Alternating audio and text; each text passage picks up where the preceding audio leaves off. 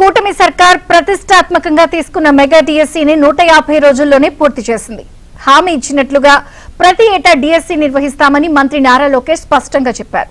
Mega DSC వాగ్దానం నెరవేరినందుకు సంతోషం వ్యక్తం చేశారు.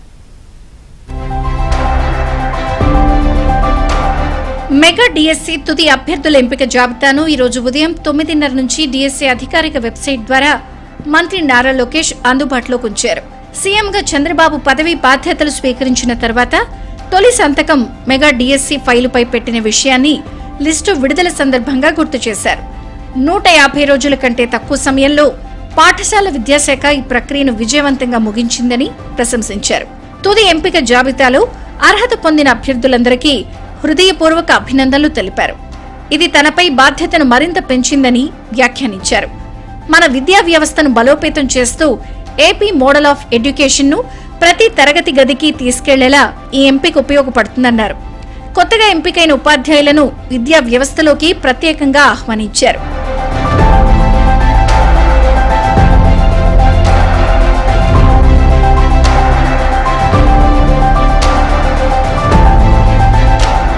మెగా డిఎస్సీలో ఎంపికైన వారికి ఈ నెల 19న నియామక పత్రాలు అందజేస్తామని పాఠశాల విద్యాశాఖ కార్యదర్శి కోన శశిధర్ తెలిపారు.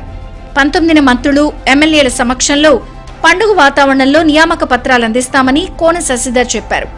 డిఎస్సీని ఎంతో పారదర్శకంగా పూర్తి చేసే అవకాశం ఇచ్చినందుకు సీఎం చంద్రబాబు, మంత్రి నారా లోకేష్ కు విద్యాశాఖ కార్యదర్శి కోన శశిధర్, కమిషనర్ విజయరామరాజు ధన్యవాదాలు తెలిపారు. దాదాపు 100కు పైగా కేసులు వేసినా ఎక్కడ ఆటంకం రాకుండా, విమర్శలకు తావు లేకుండా నోటిఫికేషన్ మొదలుకుని రిక్రూట్మెంట్ వరకు పూర్తి చేశామన్నారు. గౌరవనీయులు ముఖ్యమంత్రి గారు ఛార్జ్ తీసుకున్న తర్వాత చేసిన తొలి సంతకం డిఎస్సి నోటిఫికేషన్ మీద, అలాగే మా మంత్రివర్యులు నారా లోకేష్ గారు కూడా చేసిన తొలి సంతకం డిఎస్సి పర్మిట్ చేస్తూ వారు త్వరలివ్వటము. ఎందుకంటే మనకి దాదాపు 100 పైన కేసులు కూడా దీని మీద పట్టడం జరిగింది. కానీ ప్రతి దాన్ని కూడా ఓపికగా మరి కోర్ట్స్కి తెలియపరుస్తూ ఎప్పటికప్పుడు ఎక్కడ ఆటంకం రాకుండా, ఎక్కడ కూడా విమర్శలకు తావు లేకుండా ఈ ప్రక్రియ పూర్తి చేసినందుకు సంతోషిస్తున్నాను. ఎంతో పారదర్శకంగా ఈ ప్రక్రియ మొత్తం కూడా ముగించినందుకు చాలా సంతోషంగా ఉంది.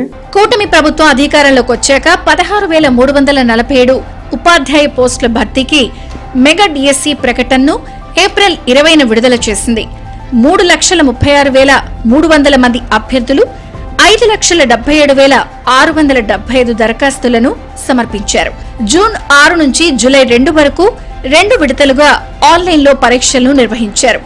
జూలై 5న ప్రాథమిక కీ, ఆగస్టు 1న తుది కీ విడుదల చేశారు. టెట్ కు 20% వెయిటేజీ ఇచ్చారు. 7 విడతలుగా అభ్యర్థుల ధృవపత్రాల పరిశీలనను అధికారులు పూర్తి చేశారు.